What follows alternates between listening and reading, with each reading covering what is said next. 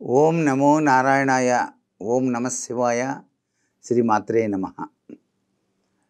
ఈ యొక్క రోజులన్నీ కూడాను పితృదేవతలకు సంబంధించినటువంటి అద్వితీయమైనటువంటి అదృష్టాన్ని మనకు ప్రసాదించడానికి పరమేశ్వరుడు ఏర్పాటు చేసినటువంటి మాసం.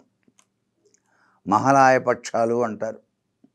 చాలామంది వంశపారంపర్యంగా పితృదేవతలను ఆరాధన చేసేటువంటి సాంప్రదాయ లక్షణం ఉంది. వారు పరమపదించినప్పుడు ఆ యొక్క తిథి ఆధారంగా చేసుకొని ఆ రోజున ఇంటిలో కానీ లేక సత్రాల వద్ద కానీ నదీ తీర ప్రాంతాల వద్ద కానీ పరమ పవిత్రవంతమైనటువంటి పిండ ప్రదానాన్ని ఆచరించేటువంటి సంప్రదాయం ఉంది. ఇలా పిండ ప్రదానాలు చేయటం వలన ఏం జరుగుతుంది అంటే ఈ జీవితం సుసంపన్నమై వారి యొక్క ఆశీస్సులతో అదృష్టకరమైనటువంటి ప్రభావాలు ఏర్పడి పితృదోషాలు వంశదోషాలు అనేటువంటివి లేకుండా సంరక్షించుకొని జీవనం సాఫీగా సాగటానికి సహకరించేటువంటి తత్వచింతన దీని వెనకాల దాగిన పరమార్థం. సహజసిద్ధంగా తల్లి తండ్రి బతికి ఉన్నప్పుడు వాళ్ళ తల్లిదండ్రులకు మరణించినందుకు గాను ప్రతి సంవత్సరం కూడాను ఆ యొక్క తిథుల యొక్క ప్రభావరీత్యా తద్దినాలు అనేటువంటివి ఇంటిలో నిర్వహించేటువంటి సాంప్రదాయ లక్షణం భారతీయ సంస్కృతిలో ఎక్కువగా ఉంది. ఎందుచేత ఈ తద్దినాలు పెట్టాలి?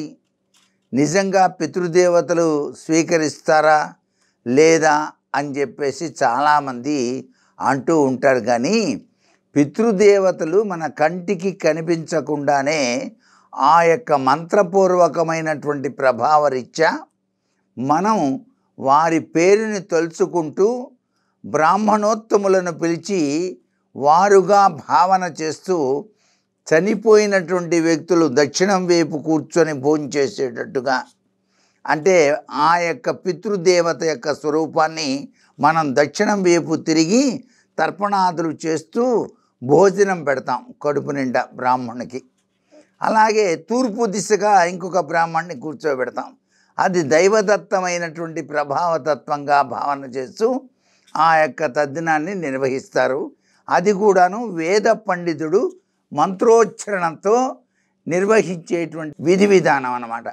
అలా చేసేటప్పుడు ఈ యొక్క జన్మను ఇచ్చినటువంటి తల్లిదండ్రులకు కృతజ్ఞత చెప్పుకోవటం, ఆ తల్లిదండ్రులు కృతజ్ఞత చెబుతూ వాళ్ళకి వాళ్ళ తల్లి తండ్రులను కూడా తలుచుకోవడం, వాళ్ళ తండ్రిని వాళ్ళ యొక్క తాతని కూడా తలుచుకుంటూ పిండ ప్రదానం చేస్తారన్నమాట. అంటే చనిపోయినటువంటి తండ్రికి, ఆ తండ్రికి మళ్ళా ఆ తండ్రికి అంటే తాతకు 3 పిండాలు పెట్టేటువంటి సాంప్రదాయం మనకు ఎక్కువగా కనిపిస్తుంది. ఈ విధంగా చేస్తే ఏమిటి మనకు జరిగేది అంటే ఆరోగ్యం, ఐశ్వర్యం, వంశము నిలవటం, వంశోద్ధారకుడుగా విశిష్టవంతమైనటువంటి ప్రఖ్యాతిని కాంచటం. బలాని వంశోజ్జుడండి అంటారే అట్లా. ఒక విధంగా చెప్పాలంటే ఇది ఎందుకు పెట్టారు అంటే వంశాన్ని ఉద్ధరింపజేయటానికి. మానవుడు చనిపోడు అని చెప్పడానికి కూడా ఇది నిదర్శనమే. ఎట్లాగో చెప్పమంటారా? మానవుడు చనిపోడండి. ఎందుచేత చనిపోడు? ఈయన రేతస్సు నుంచి ఉద్భవించిన కుమారుడేగా మరలా వ్యవహారం చేస్తున్నది. ఆయన తన తండ్రి పేరు తెలుసుకొని తండ్రి పేరు తెలుసుకొని తాత పేరు తెలుసుకొని తద్దినాలు పెడతాడు. ఇలా పెట్టడం వల్ల ఏం జరుగుతుంది? వంశం ఉద్ధరించబడుతుంది. అసలు శిశులైన వ్యక్తి మాత్రం అట్లాగే ఉన్నాడు. వంశోద్ధారకుడైనటువంటి వ్యక్తి బతికున్నట్టేగా లెక్క. అక్కడ బాగా ఆలోచించండి ఈ విషయం.